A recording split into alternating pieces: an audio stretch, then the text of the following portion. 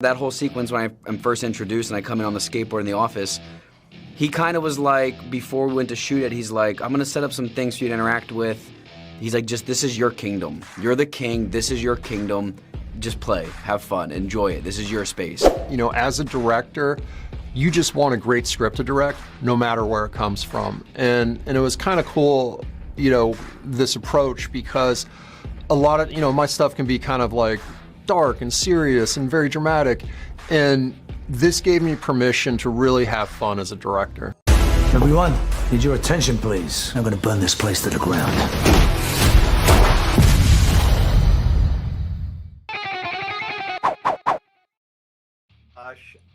The second you appeared on screen in this movie, I had the biggest damn smile on my face.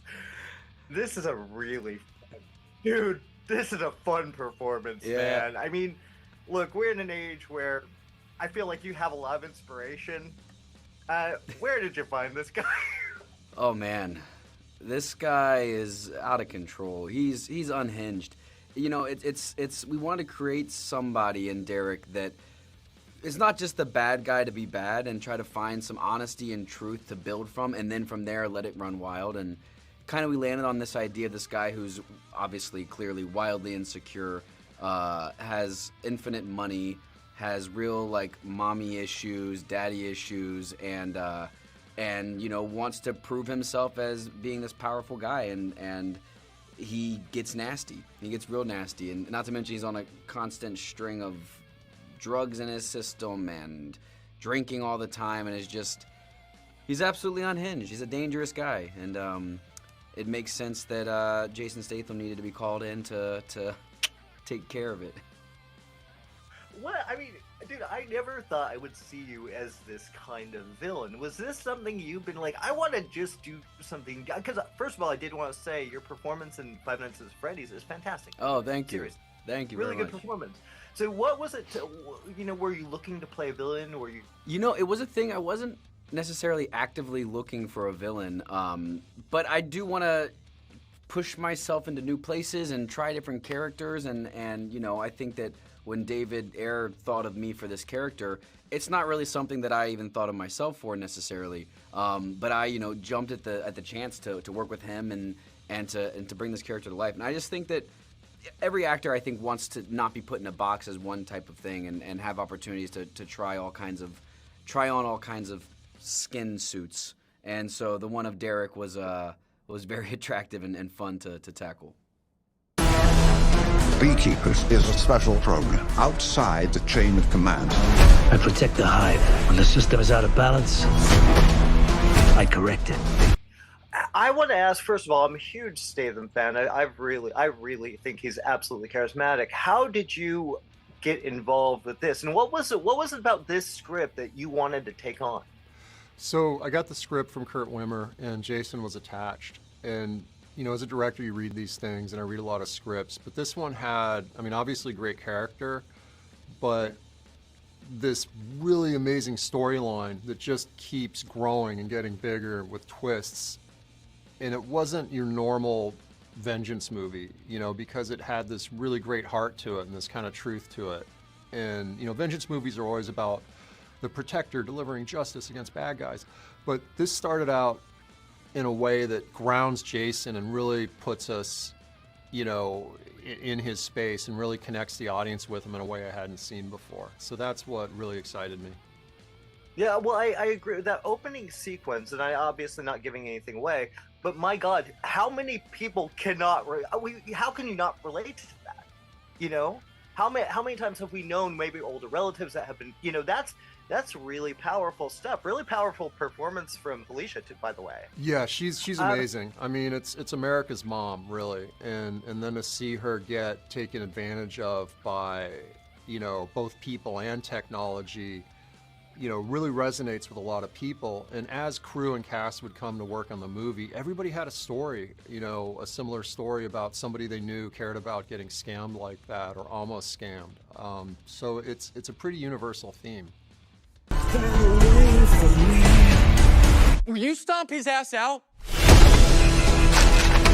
You're telling me one man did this. The only thing you know is he's a beekeeper.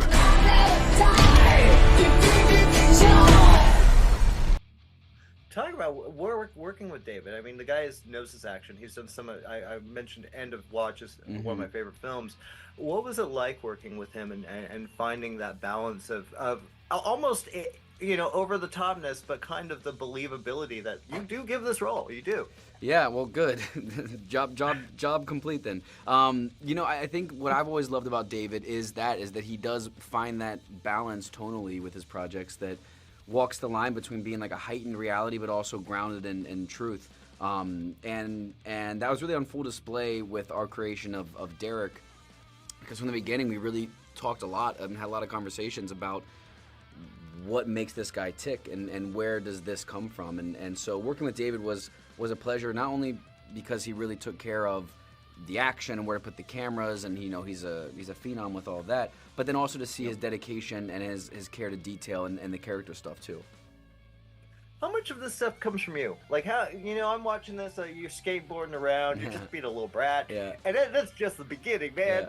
How much of this came from you? Just, I want to go all out. I want to be just an asshole. Quite a bit, I have to say. We kind of, after we did the work of sort of designing the character, David gave me a lot of freedom to sort of play and improvise, and like that whole sequence when I'm first introduced and I come in on the skateboard in the office. He kind of was like, before we went to shoot it, he's like, I'm going to set up some things for you to interact with. He's like, just, this is your kingdom. You're the king. This is your kingdom. Just play. Have fun. Enjoy it. This is your space. And I was like, okay, cool. So we got in, and I didn't know he's going to have, there's also, I don't even know if it made it in the film or not. There was a guy that had like a box of like Rolexes and Richard Mille watches and all this stuff.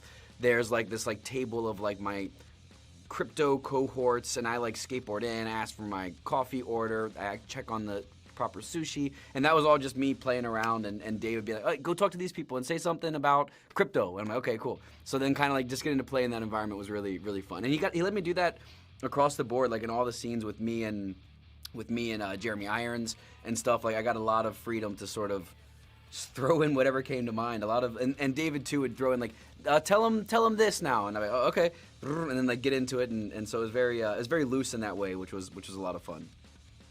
Well, dude, we gotta wrap, but you're awesome. Good talking to you again. Thanks, man. Appreciate it. Cheers. No way he's coming there straight through the back entrance. I figured I'd give the firefighters a break. Somebody detain this guy. Ah!